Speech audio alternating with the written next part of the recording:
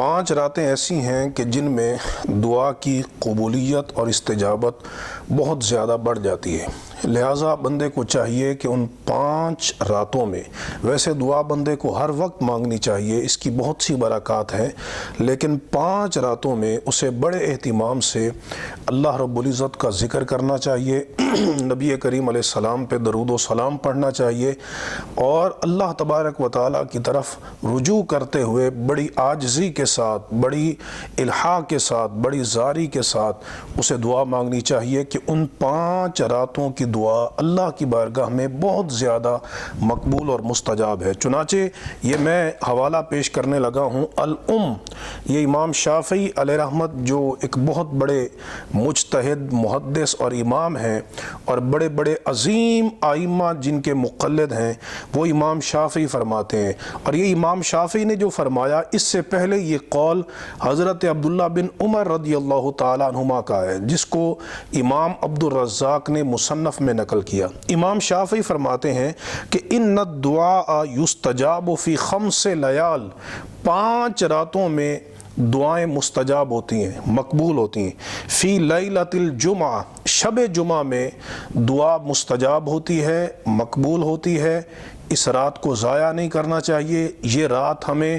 ہر ہفتے میں نصیب ہوتی ہے، تو ہمیں اس رات میں اللہ تبارک و تعالیٰ کی بارگاہ میں دعا مانگنی چاہیے۔ ولیلۃ الاضحیٰ، اور عید الاضحیٰ کی جو رات ہے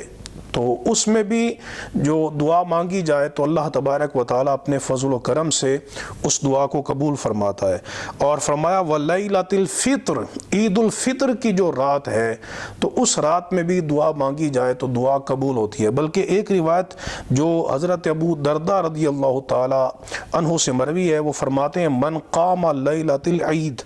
محتسبا لم یمت قلبہ حین تموت القلوب، کہ جو بندہ عیدین کی راتوں میں قیام کرے اور اللہ رب العزت کی بارگاہ میں کھڑے ہو کر نماز پڑھے ثواب کی نیت سے، تو جس دن لوگوں کے دل مر جائیں گے تو اس دن اس بندے کا دل نہیں مرے گا۔ اور 5ویں رات امام شافعی نے، 4تھی رات امام شافعی نے فرمایا اول لیلۃ من رجب، فرمایا کہ رجب کی پہلی رات جو ہے اس میں اللہ کی بارگاہ میں جو دعا مانگی جائے وہ دعا بہت زیادہ مقبول اور مستجاب ہے۔ اور 5ویں رات امام شافعی نے، اور یہ ان لوگوں کے لیے جو کہتے ہیں کہ جی 15 شعبان کی رات کی کوئی فضیلت نہیں ہے، یہ من گھڑت بات ہے اور اس کا کوئی وجود نہیں ہے، تصور نہیں ہے، یہ امام شافعی جو بڑے بڑے ائمہ کے مقتدا اور پیشوا ہیں، اور یہی بات حضرت عبداللہ بن عمر رضی اللہ تعالیٰ عنہما نے فرمائی ہے۔ فرمایا ولیلۃ النصف من شعبان، 15 شعبان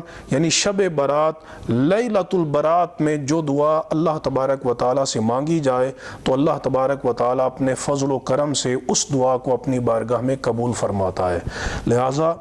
ہمیں ہر وقت اللہ رب العزت کی طرف رجوع کرنا چاہیے۔ انیبوا الی ربکم واسلموا لہ، تم اپنے رب کی طرف رجوع کرو،